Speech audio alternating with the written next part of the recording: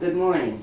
Today is Wednesday, February 4th, 2015. My name is Ann Peskin, and it is my honor and privilege today to interview Claire Friedlander for the Jewish Historical Society of Fairfield County. Good morning, Claire. Good morning, Ann. Good morning, Claire. Your full name, please? Well, Claire Irene Deutsch Friedlander from day one. Okay. Where were you born? I was born at Bethel Hospital in Brooklyn, New York. And now how old are you? I'm going to be 79 next month. Tell us a little bit about your parents and grandparents, where they came from, what they did.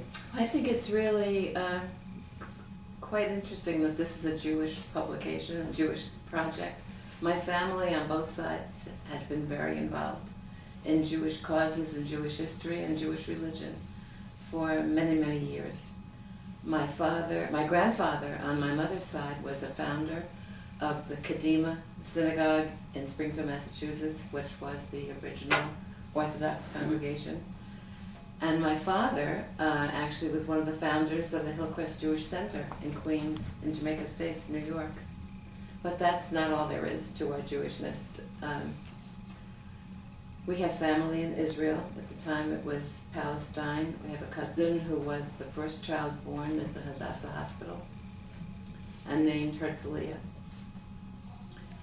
The things I remember as a child was my mother collecting money from other members of the family to send script over to Palestine so that they could get milk for the children from the British-owned, they had those places where you could go and get food and whatever as long as you had script, and of course money from Palestine wasn't considered money.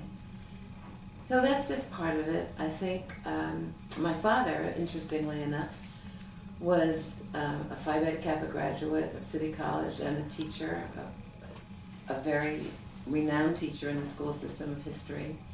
And as an older person, as he was getting ready to retire, he decided he wanted to become a teacher in religious education at the local synagogue that they belonged to.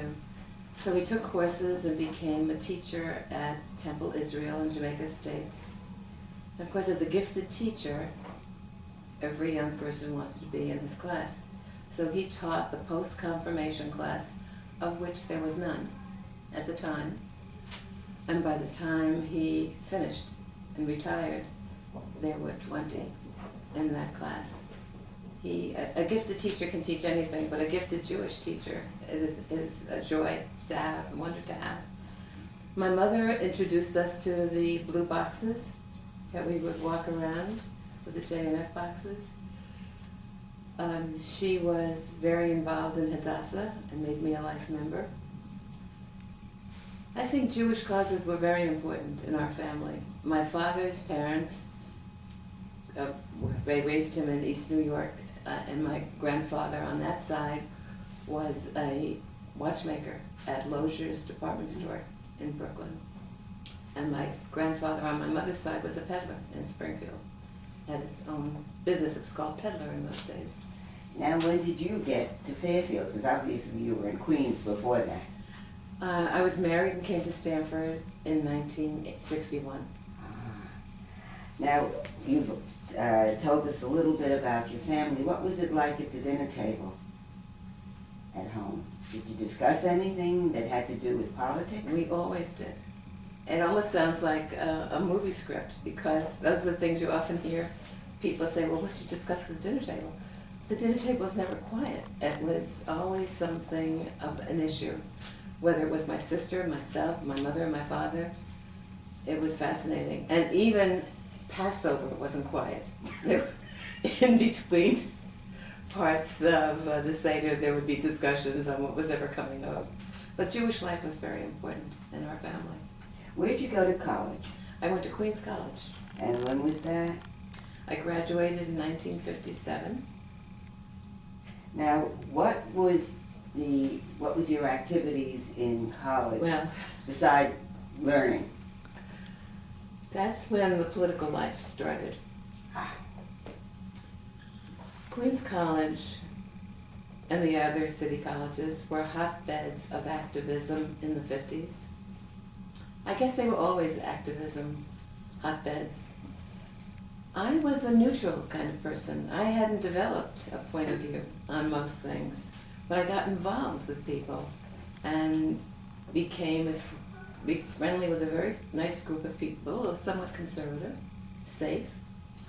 And then I was classmates with another group of people that were extremely, slightly pink, and fascinating, brilliant people.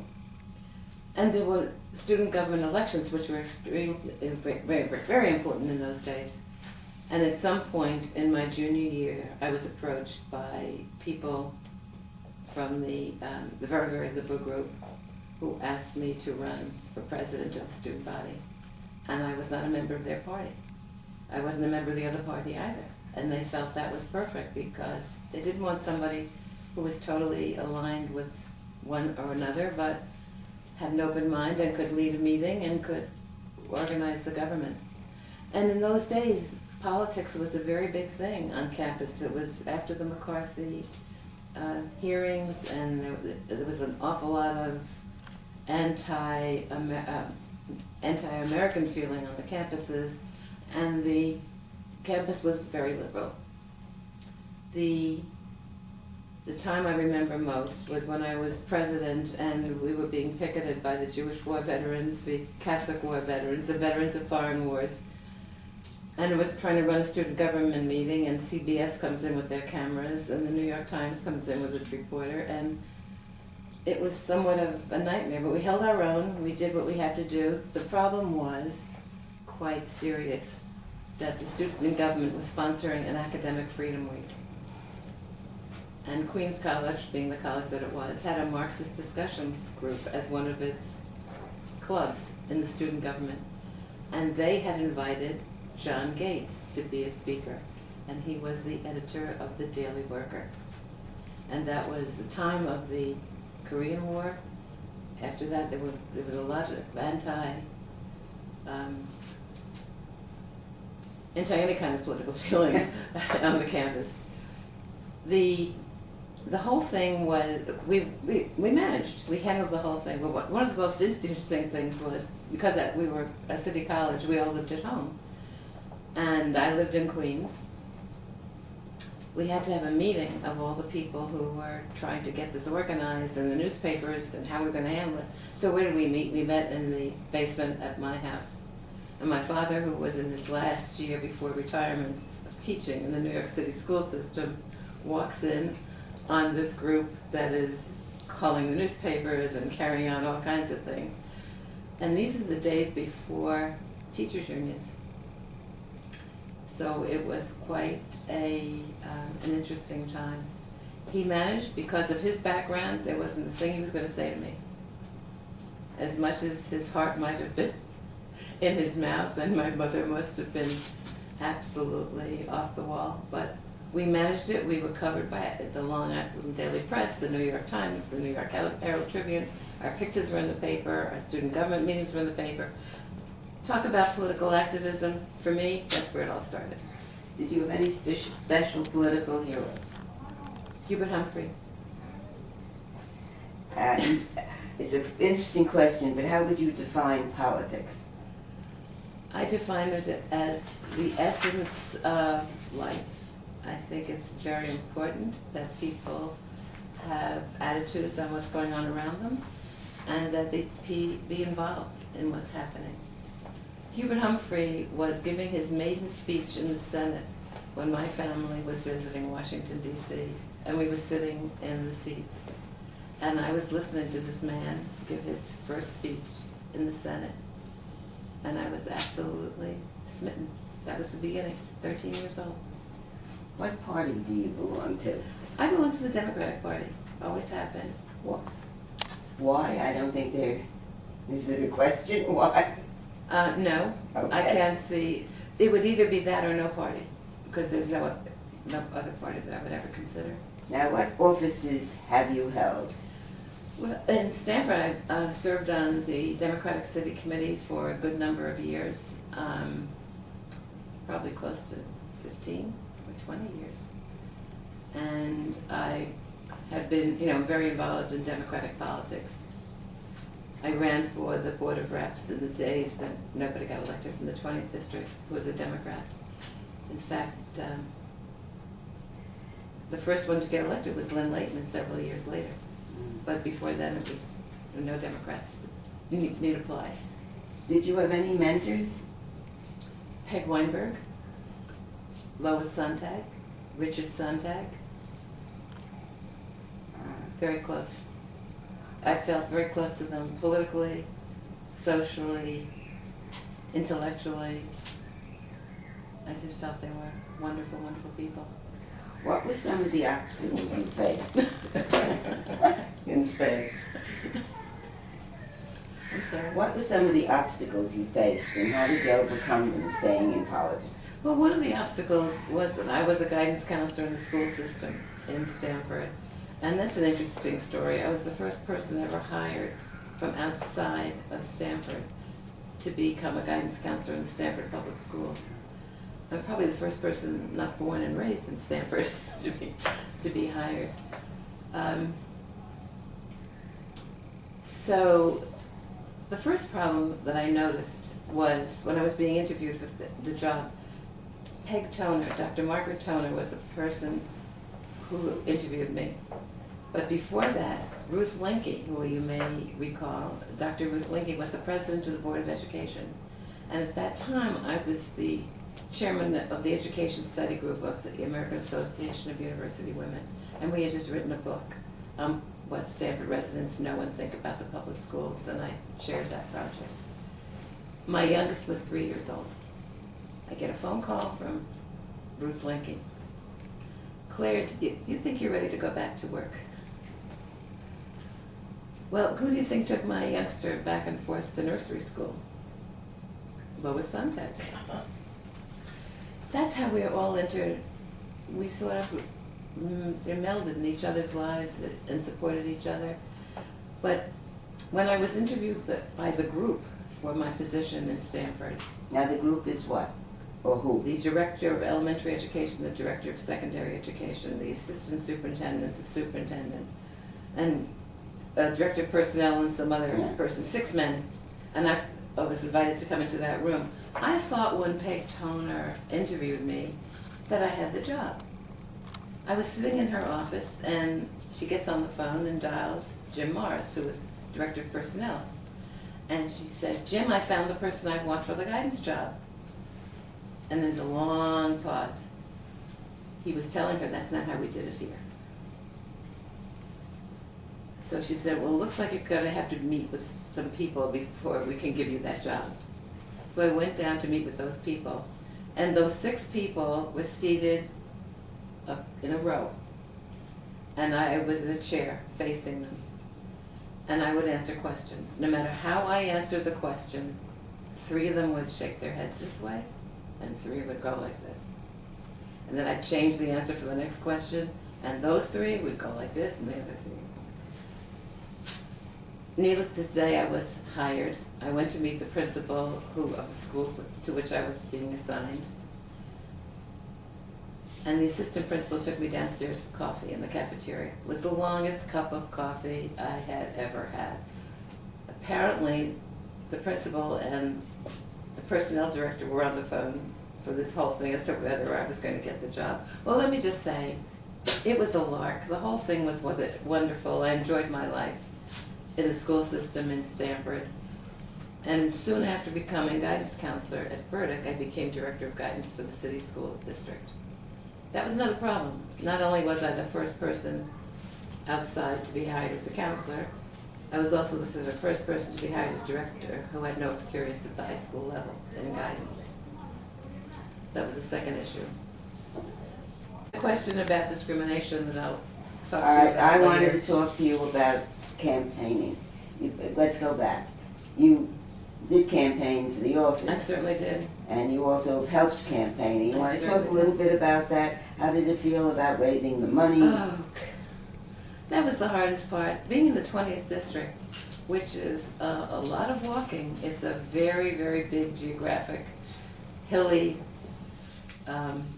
district without any sidewalks and all the whole rest of it. We had to raise the money not only for ourselves when we ran for office, but also the candidates. If we were sitting in committee and we were supporting candidates, we had to do that. But the other thing we had to do, to get on the city committee, you had to get signatures.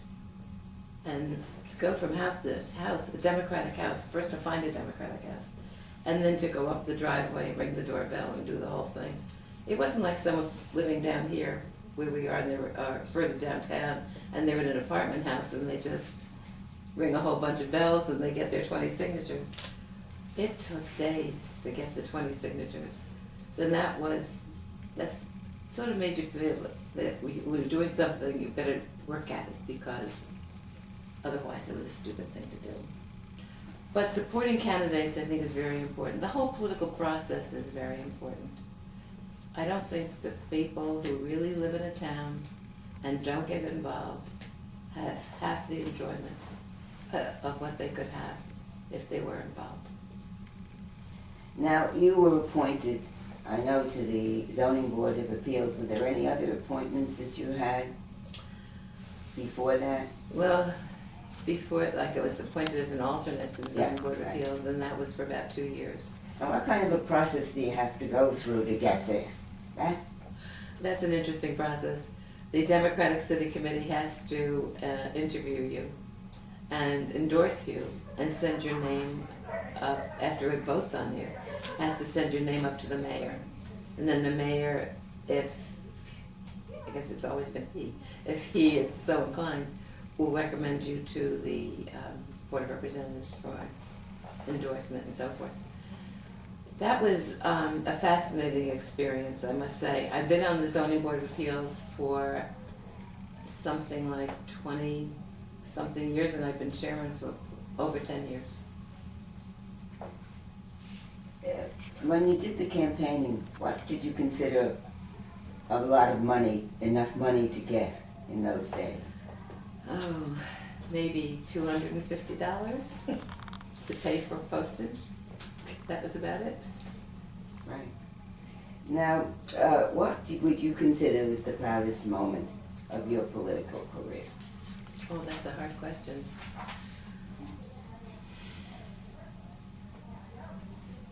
Can we come back to that one? Okay. Okay. What was a regrettable moment? That may be easier. Okay, I had a regrettable moment as I was on the Democratic City Committee for a good number of years, probably 20 years. And at some point in time, you have to become chairman of a particular group. And I was chairman of one of the appointments committees. And there was quite a bit of hostility about people who were being nominated for particular positions. I think you'd be familiar with that position. And a lot of politicking as to who should get the endorsement to go to the mayor. And I didn't vote for the favorite. And I heard about it. That was I thought it was fascinating. Did it hurt me? Not one bit. But I was surprised to see people would be so wound up over appointments to various boards or commissions. Now, what about being Jewish? Has it helped or hindered you in any way in your political career? My political career, no. In my, the only time I ever had a reference to that was a former principal of Stanford High School who referred to the fact that I was Jewish, and some derogatory remark was made. I was absolutely shocked. She had no use for me in my position, and I thought it was because I wasn't competent or that she didn't like the position. The reality was she didn't like me. She didn't like, as she said, you and your people. She's no longer here. I don't think she's even alive. Are your children involved in politics today? They are. Great. They are in different ways.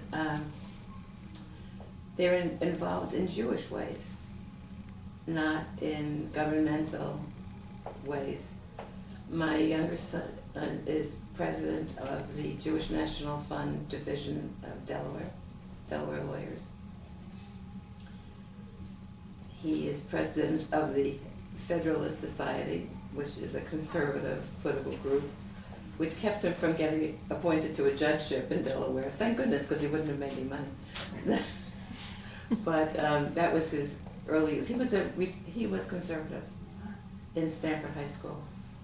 My sons both went to Stanford schools. My older son was a senior at Rippewam when my younger son was a freshman at Stanford High, because the school district works that way. And I found it very interesting, the difference in their teachers, the schools were quite different in their philosophy. But the younger one is definitely politically involved, and I think now really his involvement is involved with Jewish causes. What is the legacy you would feel you're leaving behind? And that sort of goes with that other question that we left out for a few minutes. What am I leaving behind here in Stanford, or in life, or in Jewishness, or? Well, basically we're talking politics, but you can go as far as you want. In politics, and what I am leaving behind is an honesty and a truthfulness and a desire for people to do the best they can and to become involved. I think, as I said before, not being involved is giving up on part of your life and your obligation. To every community, you have an obligation. I remember when we were both serving on Merkaz Torah together. I was representing Temple Sinai, you were a Good Shalom. We had a lot of things. There are so many ways to be involved in Stanford that are important, and I think people need to take advantage of them. It can be a particular interest area, but it will lead you to other people and other interests that will come from that. Now, we've talked a lot. Is there anything else you would like to talk about? I don't think there's anything left. I think we've done a great deal, and you've been wonderful.